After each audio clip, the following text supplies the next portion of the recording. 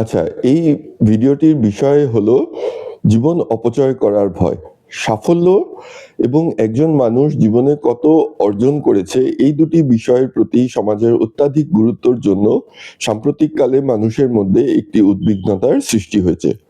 এই উদ্বিগ্নতা ব্যর্থতার ভয় থেকে জন্ম নেয়নি বা সামাজিক প্রত্যাখ্যানের ভয় থেকেও জন্ম নেয়নি। এই উদ্বিগ্নতার পেছনে লুকিয়ে আছে একটি ধারণা, যেটি হলো মানুষ তার জীবনে যথেষ্ট কিছু করে উঠতে পারছে না।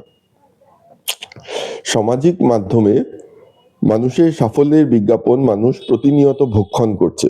কেউ 22 বছরে প্রমোশন পেয়ে গেছে, কেউ 25 বছরে স্টার্টআপ খুলে ফেলেছে, কেউ বিদেশি ইউনিভার্সিটিতে উচ্চশিক্ষা নিচ্ছে, বা কেউ বিয়ে করে অল্প বয়সেই জীবনে স্থিতিশীল হয়েছে। আজকাল সাফল্য মানেই হয়েছে সমাজের দ্বারা পূর্ব নির্ধারিত কিছু মাইল ফলকে পৌঁছানো। কিন্তু জীবন তো আর সেই পূর্ব নির্ধারিত সময়সূচি অনুসারে চলে না। এক্ষেত্রে একজন বিখ্যাত মনোবৈজ্ঞানিক, যার নাম হলো জিন পল সার্ত্রে, তার কথা বলা অপ্রাসঙ্গিক হবে না। তিনি বলেছিলেন যে মানুষ তার জীবনে কি করবে সেটি সে বেছে নেওয়ার ক্ষমতা রাখে, এবং তার উপরে অর্থ প্রদান করারও ক্ষমতা রাখে। কিন্তু একবার সেই জিনিসটি বেছে নেওয়ার পরে তার সঙ্গে সঙ্গে আসে প্রতিশ্রুতিবদ্ধ হওয়া, এবং তখন প্রতি বিলম্বে এবং প্রতিটি দ্বন্দ্বে তার মনে হতে থাকে যে সে যেন সুযোগের হাতছাড়া হয়ে যাচ্ছে। ডেভেলপমেন্ট সাইকোলজি ইন্ডিকেট করে যে অ্যাডাল্ট ডেভেলপমেন্ট কোনো মতেই আজকাল লিনিয়ার নয়। ক্যারিয়ারের বিবর্তন ঘটছে, মানুষ নিজেকে পুনরাবিষ্কার করছে 30, 40 এবং 60 বছর বয়সেও।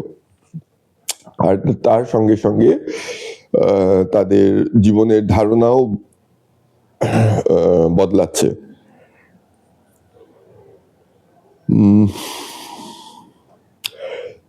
আপাত দৃষ্টিতে যেটি বিলম্ব বলে মনে হচ্ছে, সেটি আগামীকালের প্রস্তুতিও হতে পারে। জীবনের গতি ধীর মানেই যে জীবন ব্যর্থ, এমনটা ভাবার কোনো কারণ নেই। আমরা কি এগিয়ে আছি? এই প্রশ্ন থেকেও গুরুতর প্রশ্ন হলো, আমরা কি আমাদের লক্ষ্যের সঙ্গে সুসংগত হয়ে আছি? জীবন বিশ্রামের ফলে অপচয় হয় না, জীবন অপচয় হয় সামাজিক চাপে জীবনের গুরুত্বপূর্ণ সিদ্ধান্তগুলো নেওয়ায়। ধন্যবাদ।